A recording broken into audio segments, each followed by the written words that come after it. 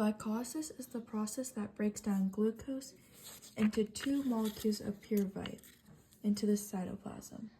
It's an aerobic process, meaning it doesn't require oxygen.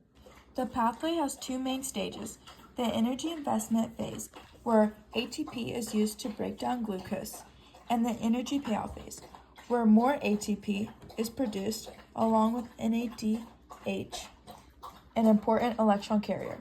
Overall, glycolysis provides cells with a quick burst of energy and prepares fuel for further reactions.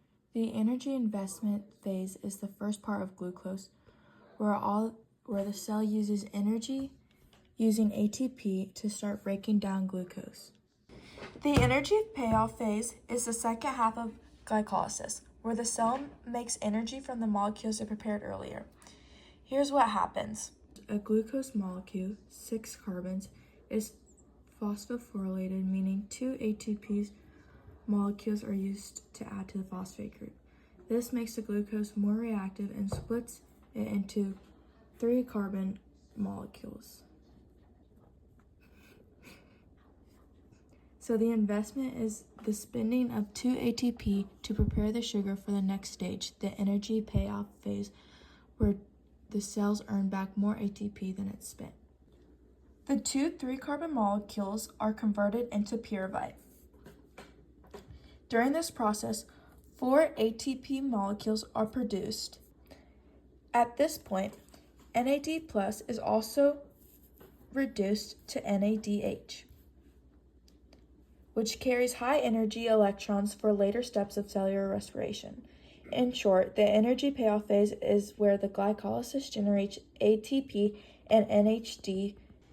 In pyruvate oxidation, each pyruvate molecule loses 1 carbon, which is released as carbon dioxide. Then NAD+ changes to NADH.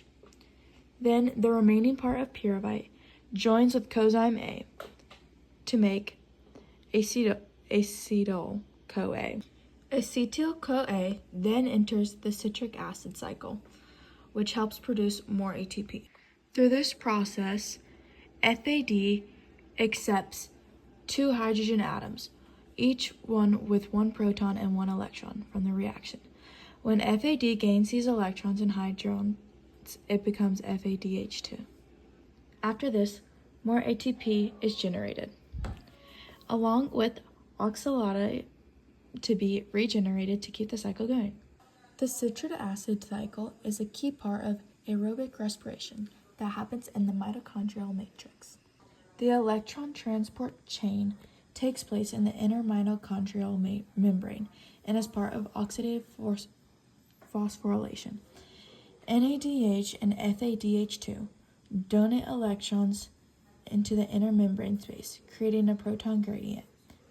At the end, electrons combine with O2 to form water. The protons flow back into the mitochondrial matrix through ATP synthesis, driving the production of ATP. This process efficiently converts the energy stored in electrons into usable energy for the cell. The light-dependent reactions take place in the thylakoid membranes, which are stacked into granite inside the chloroplast. Pigments, these are my pigments, in photosynthesis absorb sunlight, existing electrons that move through an electron transport chain. This process pumps protons into the thylakoid space, creating a gradient. The protons then flow back into the stroma through ATP synthesis, making ATP. These reactions turn light energy into chemical energy that the plant will use to make food in the next stage of photosynthesis. The Calvin cycle takes place in the stroma of the chloroplast. It uses ATP and NADPH from the light-dependent reactions. GP3 is a 3-carbon sugar. Some GP3 molecules leave to go help make glucose, while the rest go through carbon regeneration to restart the cycle. ATP then becomes ADP, and NADPH then becomes NADP+.